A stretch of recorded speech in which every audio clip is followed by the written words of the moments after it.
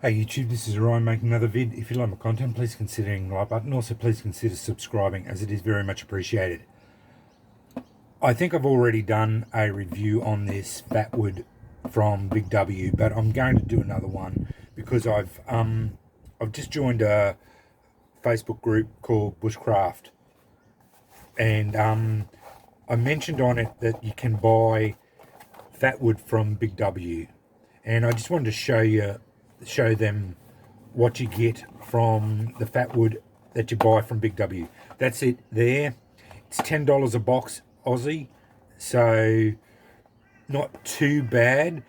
This is the what I look at as the niche that for people who can't get out into the bush and harvest it themselves, or don't have fatwood in their area.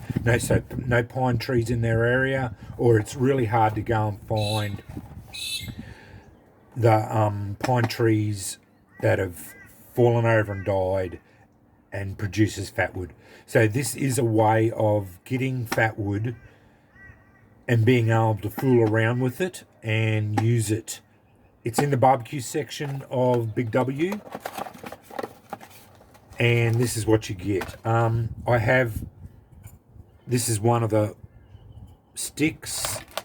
This is an unmolested stick that you get. There are a lot better ones in there. I like to put my fatwood in Ziploc bags so that it doesn't lose its potency.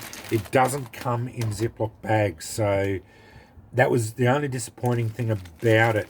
But as you see, some of this stuff is quite resin impregnated, but there are others that aren't very good at all. So there is a mixture of really good ones and not so good ones.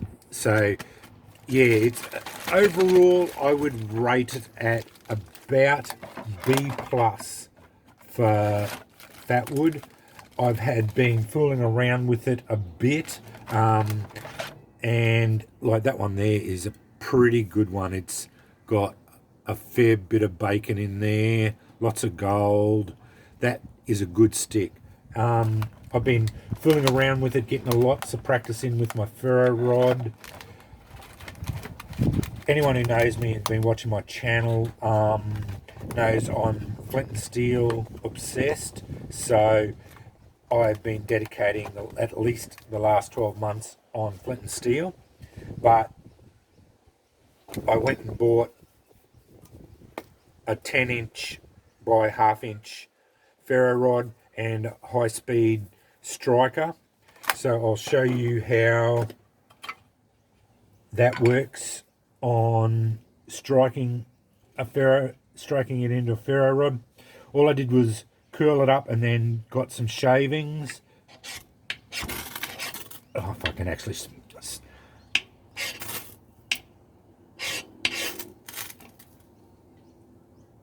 Oh, I thought that one goes.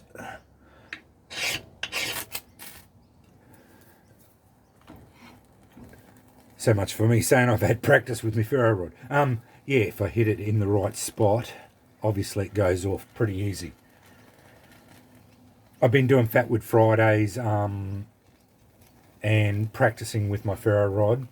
I'm getting a lot better at it. Not too bad at all. It's good stuff, lots of resin, as you can see, lots of black smoke coming off it, so which is indicative of resin content.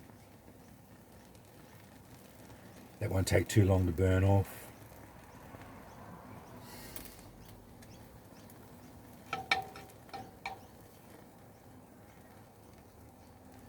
Yeah, as I said, it's that was about, it was only a tiny little slither that I cut up, about half a slither, half a stick cut up, and it produced that bag. And I used about half of that to get that. So, but they do say on the bag, on the box here, to use, I think it's 2 or 3 sticks to get a fire started. Instructions: use 2 or 3 fatwood sticks crisscrossed on the grate so that any flame will move up the sticks.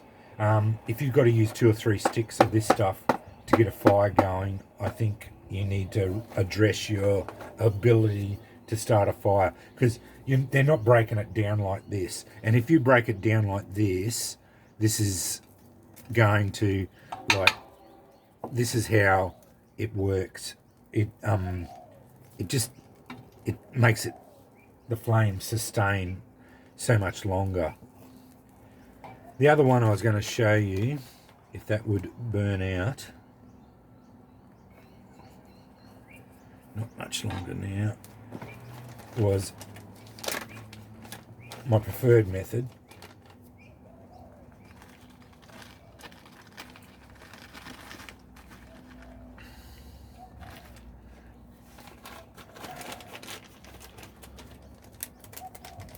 Of ember transfer. And this is the way you really have to do it with flint and steel.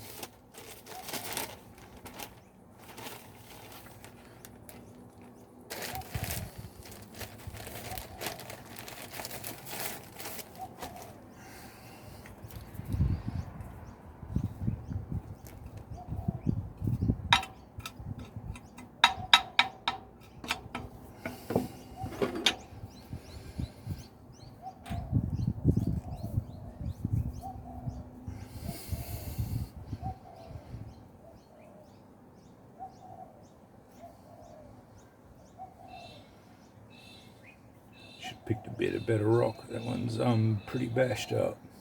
I've got a box of rocks there that I use. It's my custom King Crown Kirkham.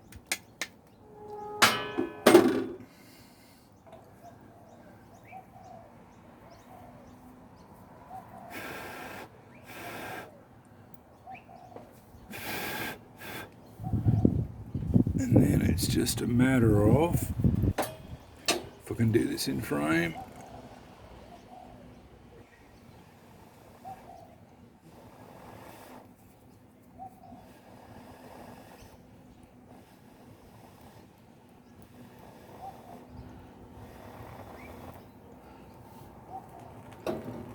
blowing it into flame.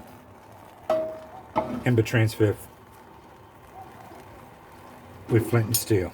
And that's my preferred method, really. As I said, I prefer flint and steel, so if I'm going to do it, and that's just using char cloth.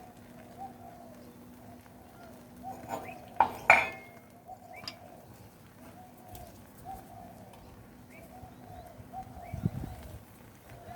just let that burn off too.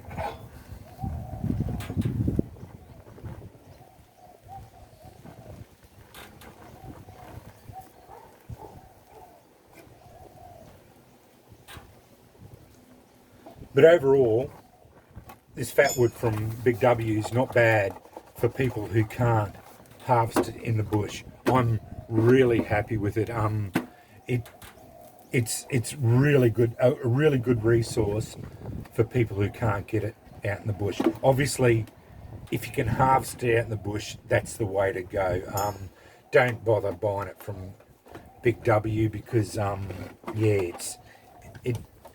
it's not expensive. It's $10 for a bag, for a box, and you get a fair bit of it in there, and it's pretty good grade. But obviously, the best idea is to harvest it from out in the bush. That's the best idea. But sometimes that is just not a viable option. Sometimes you just don't have access to pine trees, and or you can't get out into the bush, or for whatever reason you just can't harvest it. Because I know many people who don't have access to pine trees that have fallen over and have died, and they just can't find fatwood. And I'll show you again the types of, like, there are plenty of good sticks in there. Like, those ones there are pretty good grade, you know, like that one there, those three there are really good grade. But then there are others that aren't very good grade at all. So it does even out. And as you see, there is a fair few sticks in there. And I've been fooling around with this for a couple of weeks now. Granted, I do have a fair bit of fatwood on hand, and I got a heap of it from Rocky Instincts here in Queensland, just to experiment with, that he gave me free of charge to fool around with. And I have been using it for Fatwood Fridays and whatnot. So I haven't been using this a lot, but I have been using it a bit, and yeah, it's lasting quite a while. But it just gives you the opportunity to experiment with it if you haven't had the chance to harvest it yourself. Anyway, I just wanted to show you with that new group. I'll post this video there. Just shows you what it's like and how easy it took a spark from ferro rod and ember transfer with the flint and steel. Anyway, hope this has been a bit informative and just a bit of an introduction onto what I do out here on my back deck. I don't get out into the bush all that much anymore. Just life has got in the way, and yeah, I tend to do a lot of stuff out here on the back deck as best I can, and a lot of my bushcrafty stuff is academic, and yeah, the skills could be transferred into the bush.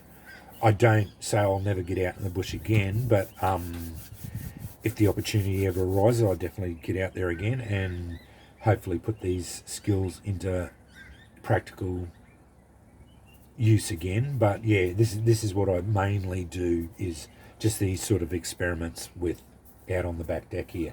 But anyway, thanks for watching.